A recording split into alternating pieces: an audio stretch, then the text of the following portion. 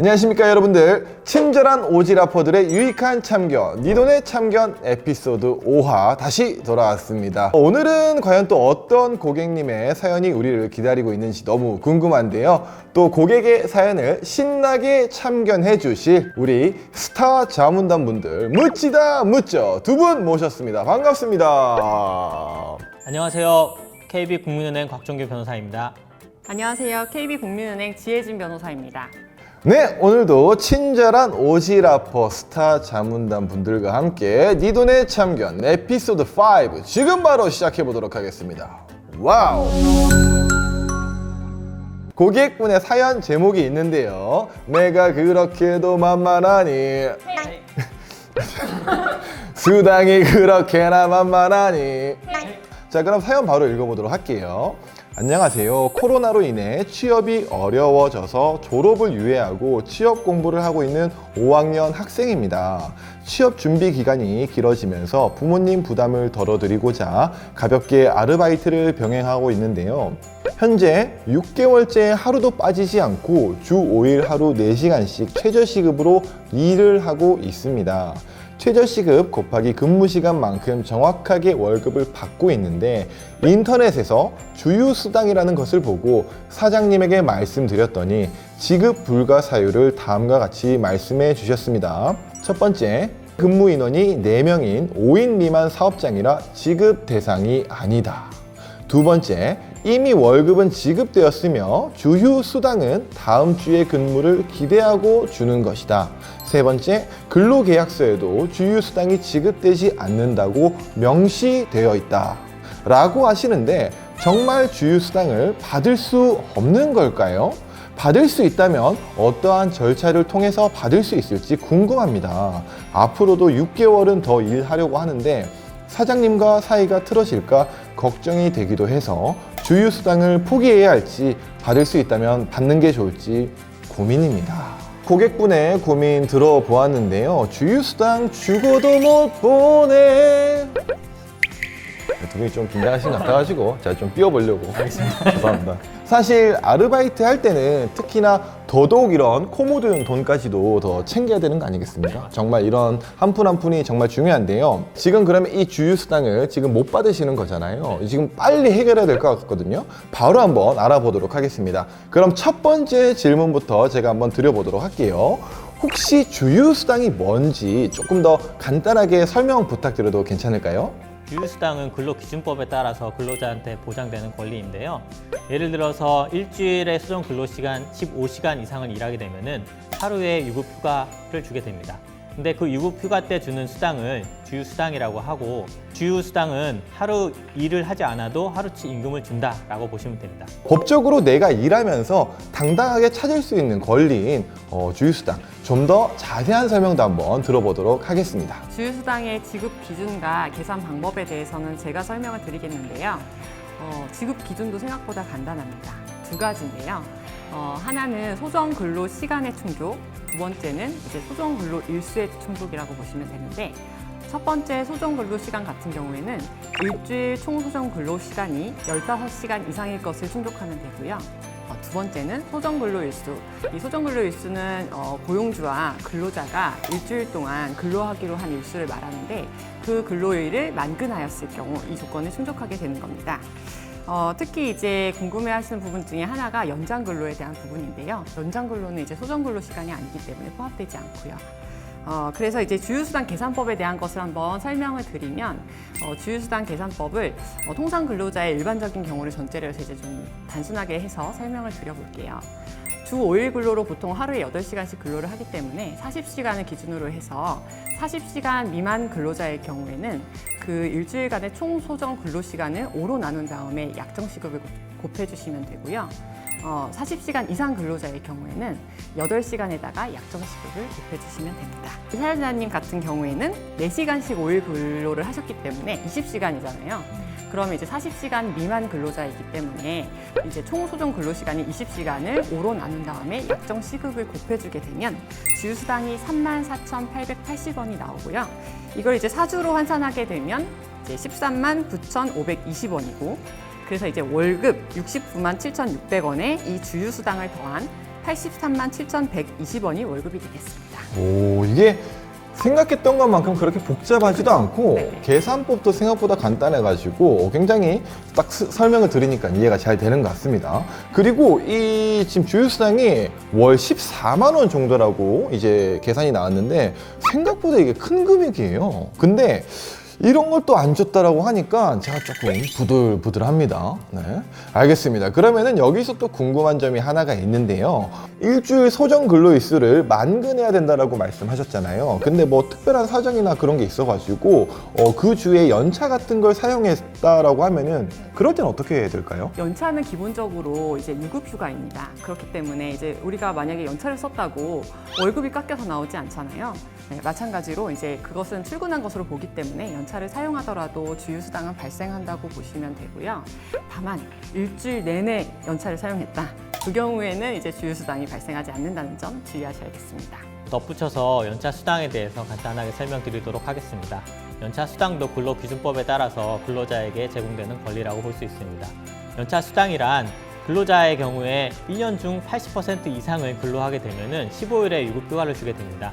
그때 미사용한 유급휴가에 대해서 수당을 지급하게 되는데 이를 연차 수당이라고 하고, 연차 수당 계산은 일일 통상 임금에 미사용 연차 일수를 곱하게 되면은 그 금액이 되겠습니다. 한번 정리를 해보자면은 주휴수당은 일주일에 한 번 주휴일에 대한 보상인 거고, 연차수당은 미사용한 연차에 대한 보상이 되는 거네요. 네, 맞습니다. 오, 연차수당은 일일 통상 임금이라고 해서 아무래도 조금 더 쏠쏠하게 들어오지 않을까 싶습니다. 그럼 이렇게 기본적인 사항들을 조금 알아보았으니까요, 우리 사연자분의 고민을 좀 잘 해결해 보도록 해야 될 것 같은데요. 먼저 사장님이 3가지 조건을 말씀해 주셨어요. 여기서 질문이 하나 있는데, 이 조건을 통해서 주휴수당을 줄 수 없다라고 하셨는데 정말 그런 건가요? 먼저 첫 번째 소정 근로시간 충족 조건, 그거 기억나세요, 범피디? 그럼요. 네, 15시간만 이상. 되면은 네, 그렇죠. 첫 번째 조건 통과하는 네, 거. 맞습니다. 지금 사연자님 같은 경우에는 하루에 4시간씩 5일을 근로하셨잖아요. 그렇기 때문에 일주일 총 소정 근로시간은 20시간이잖아요. 그러니까 첫 번째 조건, 15시간 이상 조건은 충족을 합니다. 그 다음에 두 번째는 소정 근로 일수의 만근이었는데요. 이제 하루도 빠짐없이 일주일 동안 근로를 하셨다고 했기 때문에 두 번째 조건도 충족합니다. 그렇기 때문에 지금 사장님은 이 2가지 조건 외에 다른 조건에 들어서 지급을 거절하고 계신 거거든요. 그렇기 때문에 이거는 부당한 지급 거절입니다. 이것에 대해서는 조금 더 자세하게 곽종규 변호사님이 설명해 주실 텐데요. 일단 첫 번째 말씀 중에 4인이라서 지급 안 된다라는 부분은 틀린 말씀이시고요. 사업장 규모에 상관없이 주휴수당을 지급하게끔 되어 있습니다. 연차 수당과 다른 점이라고 보시면 되고요. 두 번째 조건은 변경된 행정 해석에 따라서 다음 주 계속 근로 여부에 관계없이 일주 소정 근로 시간을 제공했다고 하면은 주휴수당을 청구할 수 있습니다. 이미 지급된 월급이라 하더라도 미지급 주휴수당이라고 하면은 추가로 청구할 수 있습니다. 세 번째가 중요할 것 같은데요. 세 번째의 경우에는 근로기준법에 따라서 주휴수당은 강행 규정이기 때문에 이를 위반해서 당사자 간에 주휴수당을 지급하지 않는다라고 하는 서약을 작성했다 하더라도 무효라고 볼 수 있고 주휴수당은 지급해야 됩니다. 위반 시에는 근로기준법에 따라서 사업주가 형사처벌 대상이 될 수 있습니다. 따라서 주휴수당은 선택이 아닌 필수라고 볼 수 있습니다.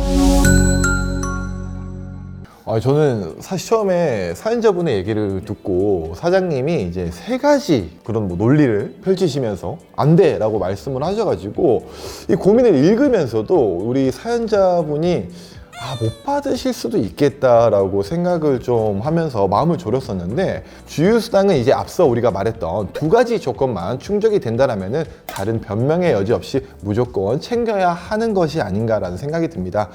그렇다면은 이제 사연자분께서 주휴수당을 받을 수 있는 것 같은데, 여기서 질문 한 가지를 조금 더 드려보자면은 주휴수당을 사업주로부터 받기 위해서는 뭐 어떻게 특별한 행동을 해야 될까요? 네, 만약에 지급하지 않았을 때 그때가 문제인데요. 이 주휴수당 같은 경우에는 근로기준법에 명시되어 있는 그 수당이기 때문에 이것도 임금입니다. 그래서 이걸 지급하지 않으면 임금 체불인 거죠. 오. 네. 임금 체불을 이제 진정하는 절차와 동일하게 진행을 하시면 되는데, 고용노동부 홈페이지에 들어가셔서 이제 민원 신청란에 들어가시면 임금체불 진정을 하실 수가 있어요. 피진정인 란에다가 사업주 정보를 입력해 주시면 되고요. 이제 임금체불을 입증할 수 있는 서류들, 예를 들면 이제 주휴수당을 빼고 입금받은 내역이라든지 아니면 대화 내용들, 이런 것들을 증거자료로 이제 첨부를 해주시면 되겠습니다. 사연자님 같은 경우에는 이제 그 지급 조건과 상관없는 3가지를 가지고서 지급 거절을 하셨으니까 이런 것들을 이제 첨부를 해주시면 될 것 같은데요. 여기서 주의하실 점이 이거는 이제 반의사 불벌죄라고 조금 용어가 어려울 수 있는데, 한번 진정을 취하시게 되면 다시 접수가 어려울 수가 있어요. 그렇기 때문에 꼭 돈을 받은 다음에 그 다음에 취하를 해주셔야겠습니다. 사연자분 말고도 이렇게 아르바이트를 하시면서 사실 이 주휴수당을 못 받으신 분들이 생각보다 굉장히 많으실 것 같고, 우리의 권리이자 노동의 대가들을 꼭 챙겼으면 좋겠습니다. 여러분들 다들 열심히 일하시는데 받을 건 반드시 받아야 되지 않겠습니까? 그리고 마지막으로 질문이 한 개가 더 있는데요. 단기 아르바이트 계약을 할 경우에 이제 보통 계약서를 없이 이렇게 진행하는 경우도 있잖아요. 그럴 때도 어떻게 뭐 좀 보호를 받을 수 있을까요? 근로계약서는 사업주의 법적 의무라고 볼 수 있습니다. 따라서 사업주가 단기 아르바이트를 쓴다 하더라도 근로계약서를 작성해야만 합니다. 다만 근로자 입장에서는 근로계약서 작성하지 않는다 하더라도 처벌받지는 않는데요. 그렇지만 부당한 대우나 미지급 임금이 발생했을 때 효과적인 대응을 위해서는 근로계약서 작성을 할 필요가 있습니다. 사업주가 계속 근로계약서 작성을 거부한다라고 할 때 근로자 입장에서는 근로 내용이랑 근로 시간에 대해서 미리 자료를 모아둘 필요가 있습니다. 아르바이트를 하는 중인데 근로계약서를 작성을 계속 거부한다라고 할 때 근로자 입장에서는 사업장 관할 지방노동관서에 신고를 할 수가 있습니다. 네, 덧붙여서 제가 이제 근로계약서를 작성할 때 꼭 들어가야 될 사항들에 대해서 좀 설명을 드리면요. 상호명, 그리고 이제 업무 장소, 담당 업무 내용, 그 다음에 근로시간, 그리고 주휴일, 임금 계산 방법, 임금 지급일, 이런 것들이 이제 기재가 되어 있는지 꼼꼼히 챙겨보셔야겠습니다. 또 근무한 지 1년이 되지 않았더라도 주 15시간 이상 근로자이면서 5인 이상 사업장의 경우에는 월 개근하였다면 월 1회에 연차가 부여된다는 점도 잊지 않고 챙겨주시면 좋겠습니다. 네, 이렇게 주휴수당에 대해서 저희가 다 같이 한번 알아보았는데요. 근로기준법의 토대는 이제 노동을 하는 인간이 존엄성을 가질 수 있도록 근로조건을 법률로 정한다라는 헌법 제32조에 있습니다. 알바라도 네가 알바 아니야? 가 아닙니다, 여러분들. 다들 알고 가셔야 되는 겁니다. 저도 오늘 배우고 갑니다, 여러분들. 우리 모두 알바든 정직원이든 계약직이든 프리랜서든 우리의 권리를 지켜나가야지만 더욱 좋은 사회가 되지 않겠습니까, 여러분들? 우리 모두 함께 지켜나가 주실 거죠? 두 분도 지켜나가 주실 거죠? 네, 좋습니다. 마지막으로 오늘 고민 상담과 관련해서 우리 두 자문 멘토님들의 소감 한번 들어보도록 하겠습니다. 네, 사연자분처럼 우리의 소중한 월급을 정확하게 지켜나가면서 똑똑한 근로자가 되는 날까지 저도 열심히 노력하겠습니다. 저도 월급 근로자인데 알아서 잘 주겠거니 생각하고 월급에 대해서 별로 관심을 갖지 않았던 게 사실인데, 사연자분은 정말 대단하다는 생각이 들고요. 그래서 이제 제가 언제든지 필요시에 우리 시청자, 구독자분들께 유익한 정보를 드려야겠다고 또 다시 한번 다짐했습니다. 네, 감사합니다. 우리의 자산을 심층적으로 관리해주는 친절한 오지라퍼들의 유익한 참견, 니 돈의 참견 5화 여기까지 하고요. 다음번에는 또 6화 더욱 유익하고 좋은 내용들로 찾아오도록 하겠습니다. 참견하러 갈 테니까 꼭 기다리고 계세요. 아시겠죠? 영상 재밌게 보셨다면 구독과 좋아요 부탁드려요.